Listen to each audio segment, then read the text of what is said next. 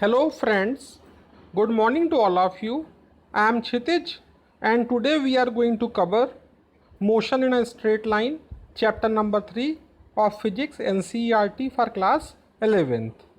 Okay, before we start, I would like to request one and all to subscribe to our YouTube channel and click on the bell icon to receive the future notifications. So we will start with introduction part. Okay, so we will talk about motion. So what is meant by motion? Okay, so motion is defined as the condition when there is change in the position of an object with respect to time. Okay, so motion is pertainable in our day-to-day life in broad context. Okay, even when we are sleeping, the blood is moving inside our veins and arteries. Okay, the earth is moving around the sun, that is also a type of motion. The sun is moving around the Milky Way galaxy, and Milky Way galaxy is itself moving with a cluster of other galaxies. These are all types of motions. Okay, so we will classify the motion into two broad categories. One is rectilinear motion, another is curvilinear motion. So what is meant by rectilinear motion? So rectilinear contains a word linear in it. Linear means line. So rectilinear motion means when a body is moving along a straight line. So that type of motion is called as a rectilinear motion. And curvilinear motion is a type of motion when a body is moving along a curve. Okay, so that is rectilinear and curvilinear motion. So now we will deal with study of the objects at rest and study of the objects in motion. So statics, what do you mean by statics? Statics is the study of the objects in rest, and study of the objects in motion will be collectively called kinematics and dynamics. So kinematics and dynamics are both study of the objects in motion. So what is the difference between kinematics and dynamics? So in kinematics, we are studying the objects in motion, but we are not considering the cause of motion. Whereas in dynamics, we are considering the cause of the motion, means motion of the objects while taking into consideration the cause of the motion is dynamics, and without cause of motion is kinematics. Okay, so now we will move to when a moving object be considered as point object. Now it has to be known to all that whatever derivations we are doing in the kinematics are considering the fact that the moving objects are point object, but in the ideal situation moving objects are not point object. So when we can consider a moving object as a point object?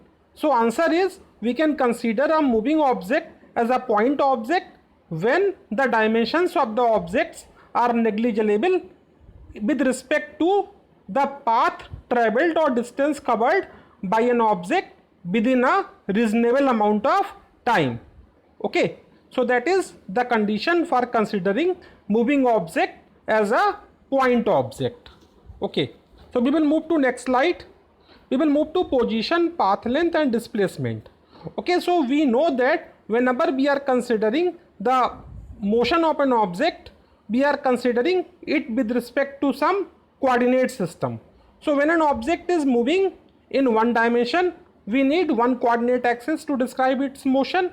When an object is moving in two dimension, we need two coordinate axes to describe its motion. And when an object is moving in three dimension, that is the real world movement, so we need three coordinate axes to describe its motion. So whenever we are taking any coordinate axis, mostly we are using the rectangular coordinate. We need a reference point. So without reference point, the coordinate axis will be of no use. So reference point is normally chosen at origin of the coordinate axis. Okay, so how we are taking the motion with respect to origin or reference point? So right to the origin is considered positive, left to the origin is considered negative, to top of the origin or on the upper side of the origin is considered positive, and downside of the origin is considered negative, that is the reference point. Okay, so now we need to discuss frame of reference.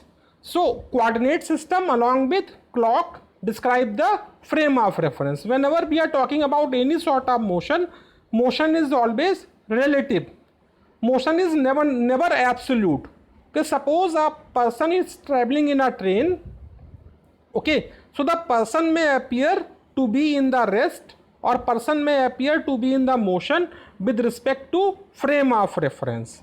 Okay, suppose a passenger is sitting, a co-passenger is sitting with the person sitting in the train. To him, the person will appear to be at rest, and to a steady observer outside the train, the person inside the train will appear to be in motion. So, frame of reference is a necessary criteria for describing a motion. Without frame of reference, motion has no applicability, and motion is always relative. Okay, normally we are standing on the surface of the earth and earth is moving around the sun. Okay, so but everything is moving. So within the frame of reference of earth, everything appears at relatively zero velocity. Okay, so now motion is always relative, and frame of reference consists of coordinate system along with the clock.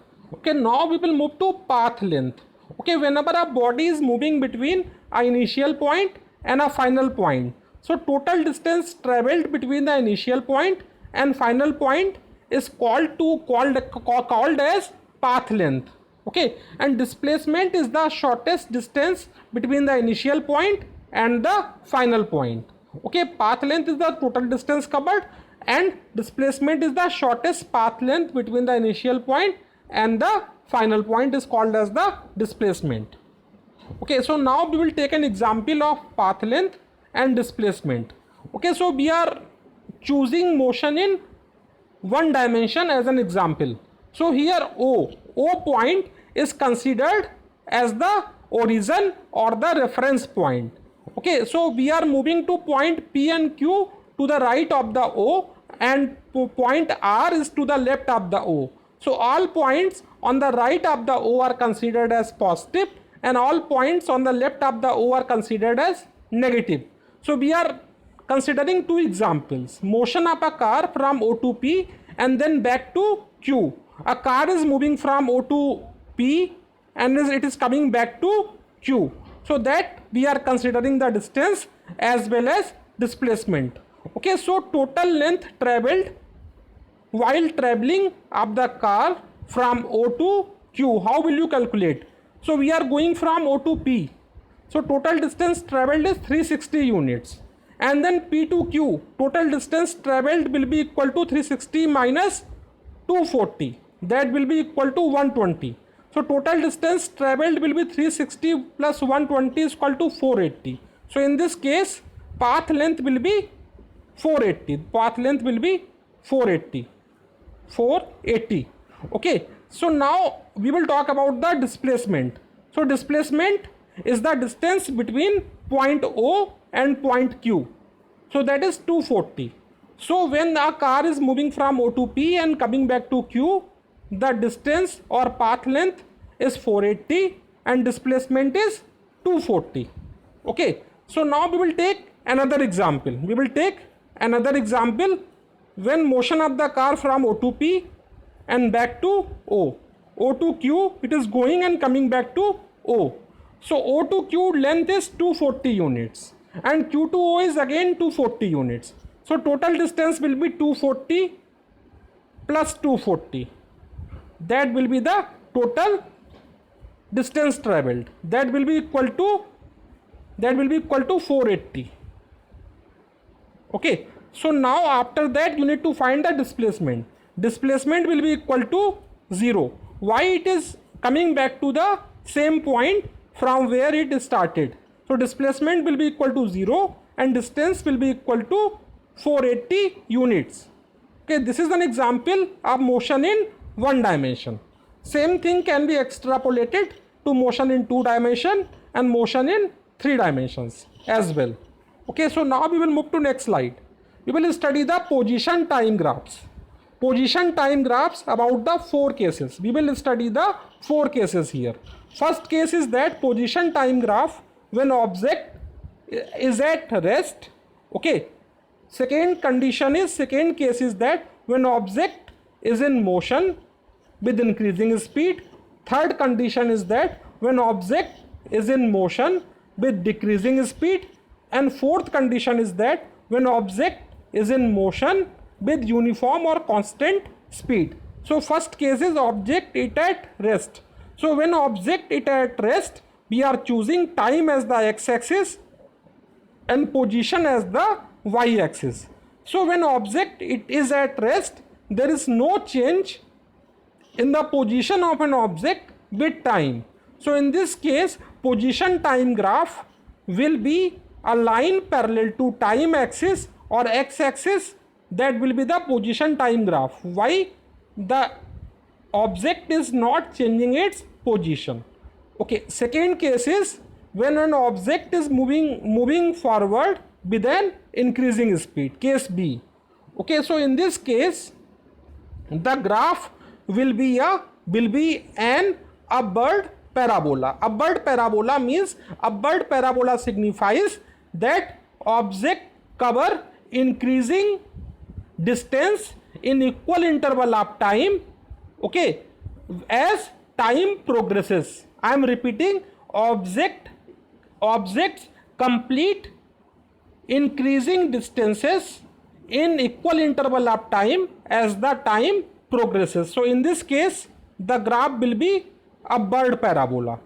In which case, when an object is moving forward with increasing speed. Okay, so when an object is moving forward with decreasing speed, so when the graph will be an right-handed parabola.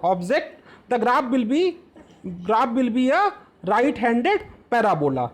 Right-handed parabola signifies object covers decreasing distances with increasing interval of time.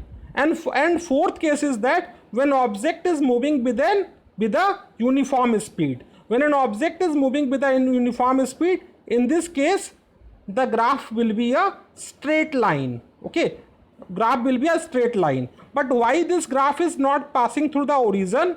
So the reason behind that is that object is at some distance at time t is equal to 0, and then the object is covering equal distances in equal interval of time. So 4 cases, I will recap them. When object is at rest, okay, the position time graph will be the line parallel to time axis. Okay, so when object is moving with an increasing speed, the position time graph will be a upward parabola with the object covering increasing distance in equal interval of time as the time progresses. Okay, when object is moving with the decreasing speed, the graph will be the right-handed parabola with object covering decreasing distances in equal interval of time as the time progresses, and it will be a line inclined to y-axis when y-axis or x-axis when the object is moving forward with a constant speed. Okay, these are the 4 position time graphs we have to discuss. Okay, this is all for today. See you soon in our next class, in which I will cover more concepts of the chapter motion in a straight line. Thank you. See you soon.